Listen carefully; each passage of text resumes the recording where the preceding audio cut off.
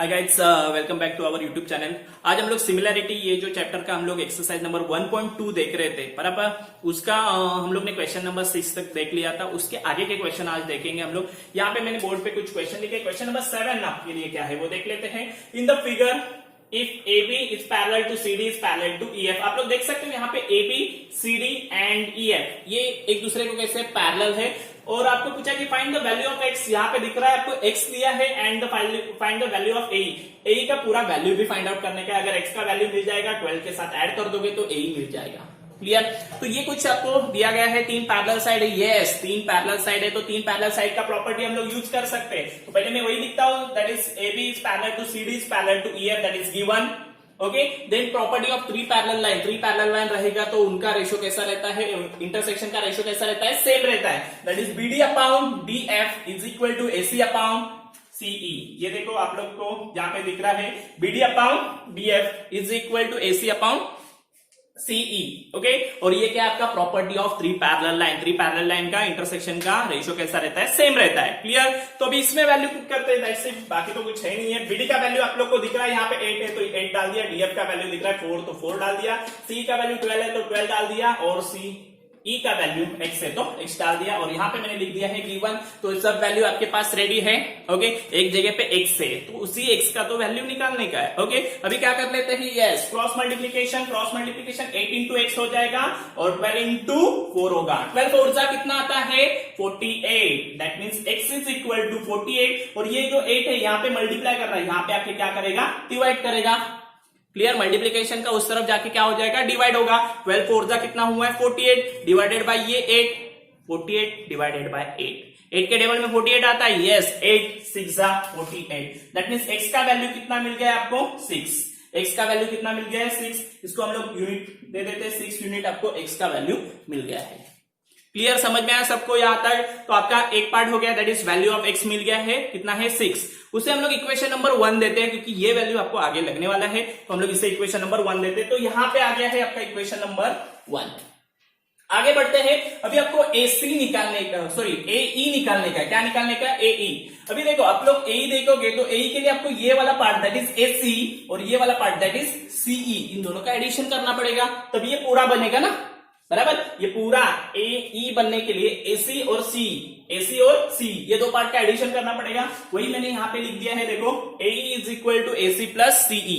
दिख रहा है आपको, AE is equal to AC plus C, that is A dash C dash E। They are collinear, एक ही लाइन में है। क्लियर? अभी वैल्यू पुट करते हैं। AE इज इक्वल टू, इसका वैल्यू 12 था, इसका वैल्यू कितना है, x। ये हम लोग ने गिवन के हिसाब से लिख दिया। तो A इज इक्वल टू 12 का 12, x का वैल्यू हम लोग को मिल गया है। x का वैल्यू कितना मिल गया है आपको, 6 मिल गया है। कितना मिल गया है, 6। तो 6 यहाँ पे डाल देते हैं, तो 12 प्लस 6 फ्रॉम इक्वेशन 1 से हम लोग ने ये वैल्यू उठाया 6, और 12 प्लस 6 कितना होता है, 18 हो गया। तो आपका A का वैल्यू मिल गया है। A इज इक्वल टू कितना आ गया है, 18 आ गया है। समझ में आया किस तरह से करने का है? सिंपल है, 3 पैरेलल लाइन का प्रॉपर्टी यूज करने का है। 3 अगर लाइन पैरेलल रहेगा तो उसका इंटरसेक्शन का रेशियो सेम रहता है।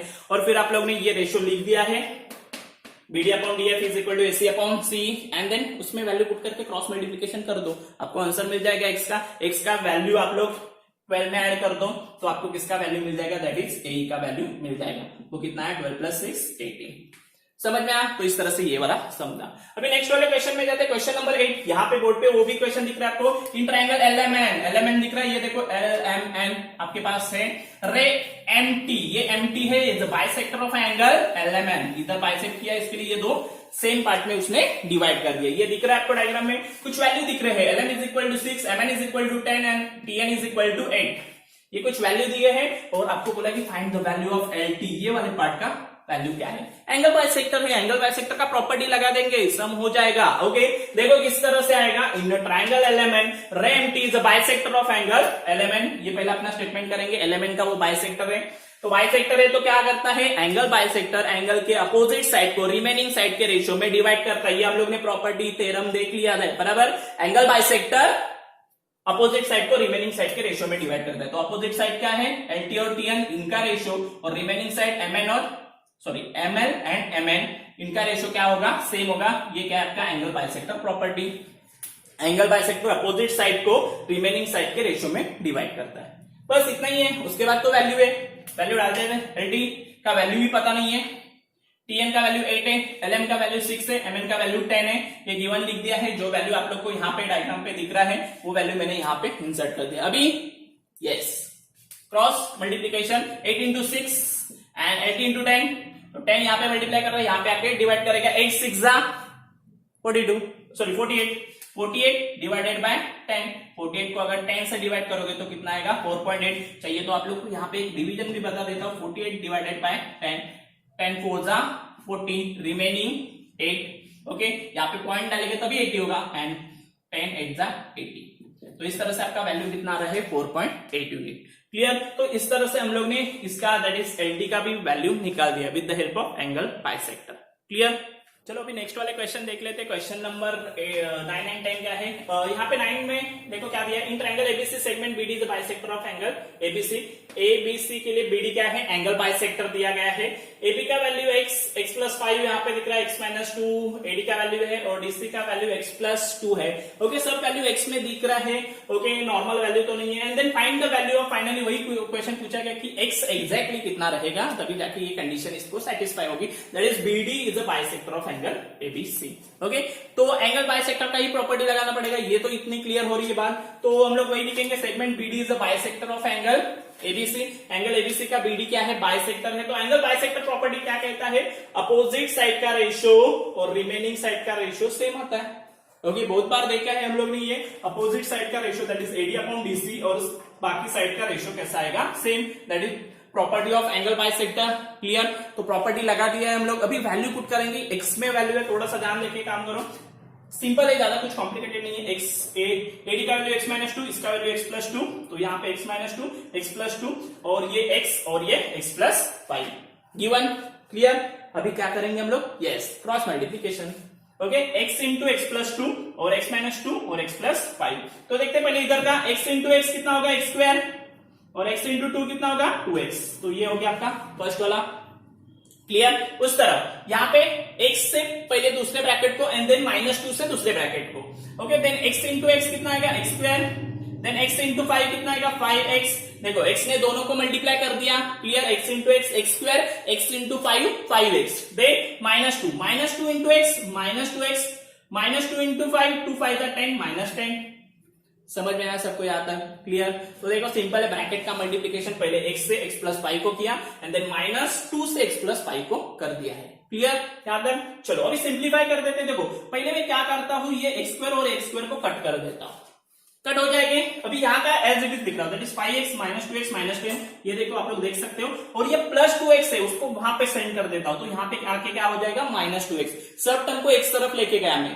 पहले ये 3 जन यहाँ पे थे तो उनको मैंने लिख दिया 5x माइनस 2x माइनस 10, और ये प्लस 2x को वहां पे सेंड करने के बाद माइनस 2x हो गया। अभी यहाँ पे कुछ नहीं बचा तो क्या लिखेंगे, इक्वल टू 0। बराबर है ना, सब टर्म हम लोग ने उधर शिफ्ट कर दिए। इक्वल टू क्या हो गया 0।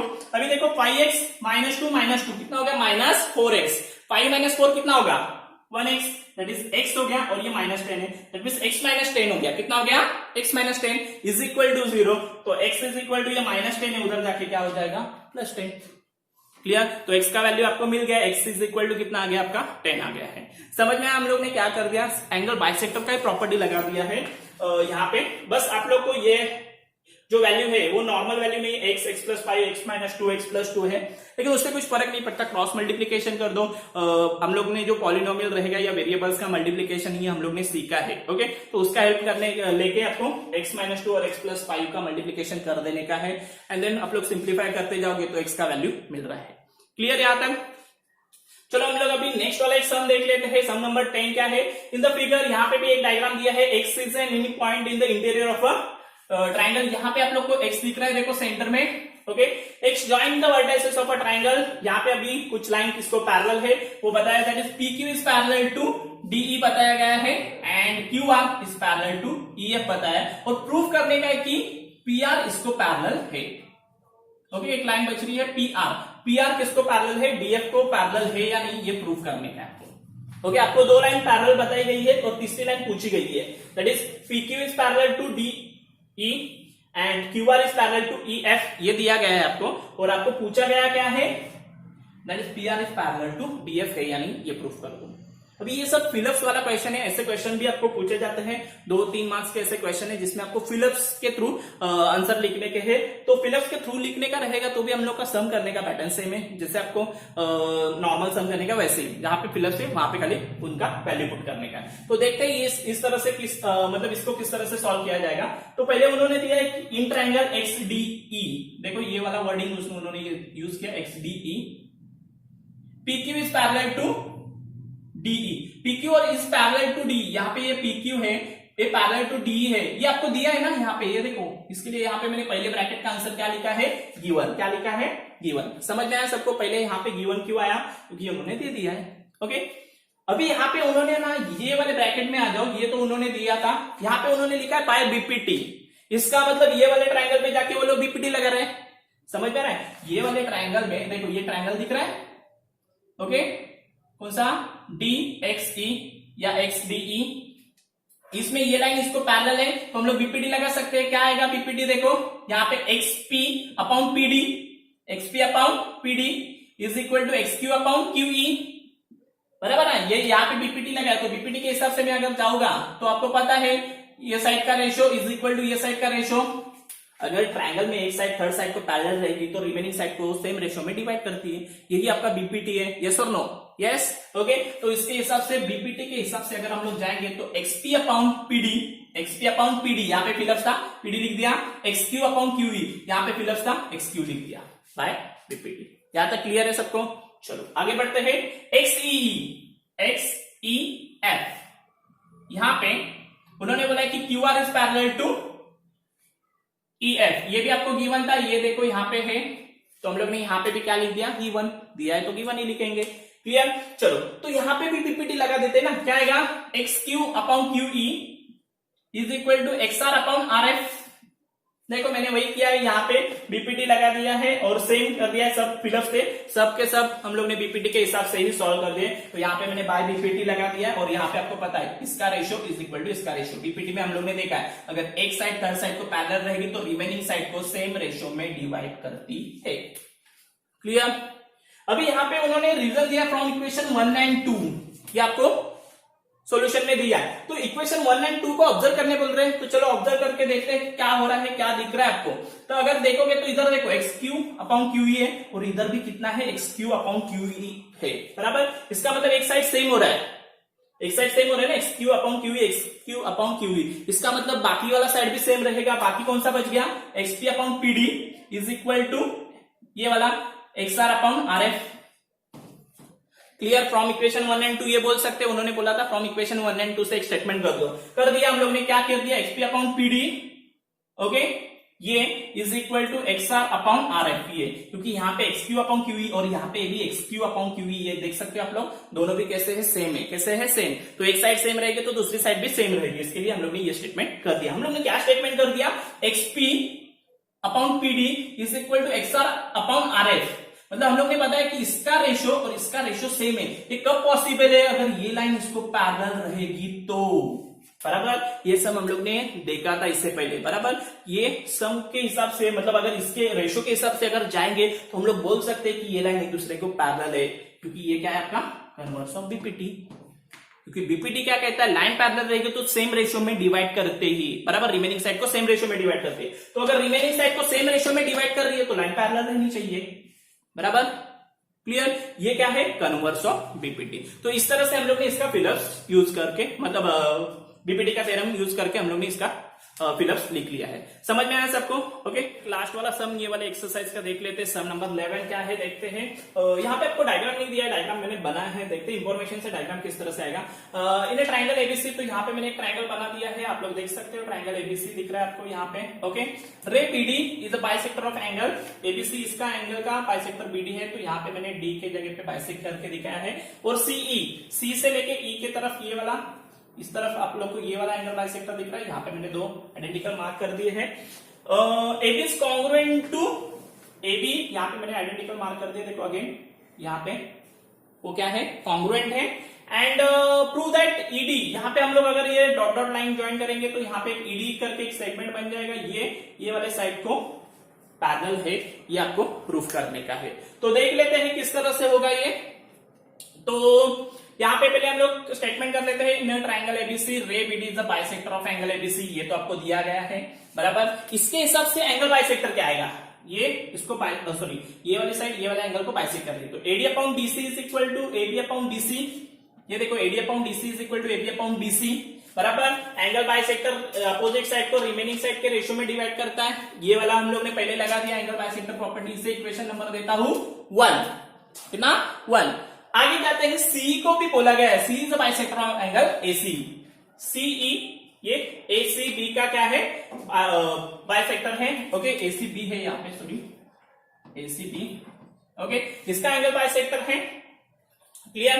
तो इस तरह से इसका एंगल बाइसेक्टर यहाँ पे भी एक्चुअली क्वेश्चन में भी इधर शायद बुक में गलत था, एसीबी, ओके तो इसका एंगल बाइसेक्टर है। तो यहाँ पे भी एंगल बाइसेक्टर किस तरह रहेगा, अपोजिट साइड का ratio that is A upon E B, A upon E B is equal to remaining side A C और बीसी, एसी और B C by angle bisector property equation number 2, clear. 2 बार मैंने एंगल बाइसेक्टर प्रॉपर्टी लगाया, बाकी तो कुछ नहीं किया है। एक बार मैंने बीडी को एंगल एबीसी का एंगल बाइसेक्टर पकड़ा है और एक बार सीई को एसीबी का एंगल बाइसेक्टर पकड़ा है और 2 बार मैंने क्या कर दिया, एंगल बाइसेक्टर लगा दिया है, ओके।